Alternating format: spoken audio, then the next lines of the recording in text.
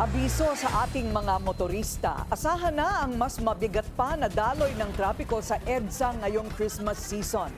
Ipatutupad na raw kasi ang 24/7 road reblocking bilang bahagi ng EDSA makeover. Ang detalye sa agenda report ni Ian Maghanoy. 2 taon ng haba ng panahong bibilangin para tuluyang maisaayos ang kahabaan ng EDSA base sa orihinal na plano ng pamahalaan kaugnay sa EDSA Rehabilitation Program ayon sa DPWH. Bagay na nais raw paikliin ni PBBM para mapadali ang kalbaryo ng mga commuter at motorista.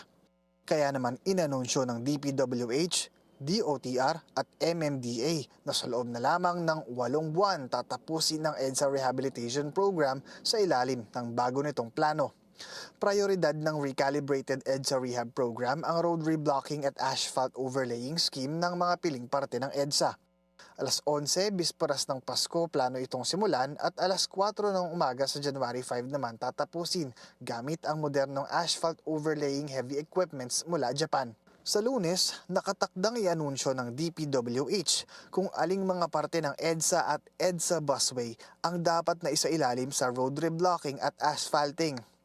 Pagbabasehan nila ang isinagawang inspeksyon ng DPWH at DOTR sa kahabaan ng EDSA Ayala sa Makati City hanggang EDSA Rojas Boulevard sa Pasay City nitong nakaraang linggo. Tingin ko, magandang magamit to sa iba't ibang mga national road na rin. No? Pero syempre, priority natin sa EDSA. No? Ito ang, I think, first national road na paggagamitan ng stone mastic asphalt technology. Usually, ginagamit lang to sa mga runway at sa mga expressway. Alam naman natin, after Christmas, 10 p.m. maluwag na yan. So, pwede na.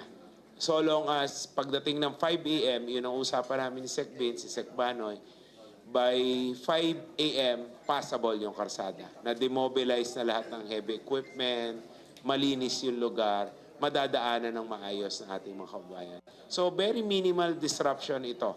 Kapag natapos po nila yan, si Chairman Don po found a way na at least i-move namin yung barrier para sa second innermost lane, no? Yung pangalawa, no? Ayun yung una, no? Para at least maayos na yung innermost, ililipat lang po dito yung barrier para tuloy-tuloy po ang ating busway. Yan po yung importante ngayon, yan po yung pagkakaiba po ngayon para po na sabi nga natin, hindi na po natin kailangan po yung coding, yung libreng toll sa ating mga skyway sapagkat gumagana yung mga papublikong sasakyan natin. Base sa datos ng MMDA, halos kalahating milyong mga sasakyan ang araw-araw na dumadaan sa kahabaan ng EDSA.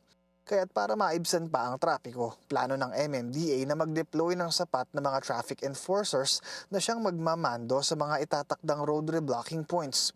Umaasa naman ang DOTR sa pagdating ng 3 bagong bagon ng MRT Line 3 na makatutulong sa pagpapaluwag ng trapiko sa EDSA habang umiiral ang road reblocking scheme sa gitna ng Christmas season.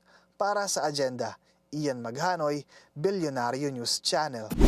Manatiling nakatutok sa Bilyonaryo News Channel. Sumubaybay sa aming social media accounts at mag-subscribe sa aming YouTube channel para sa mga bago at eksklusibong balita.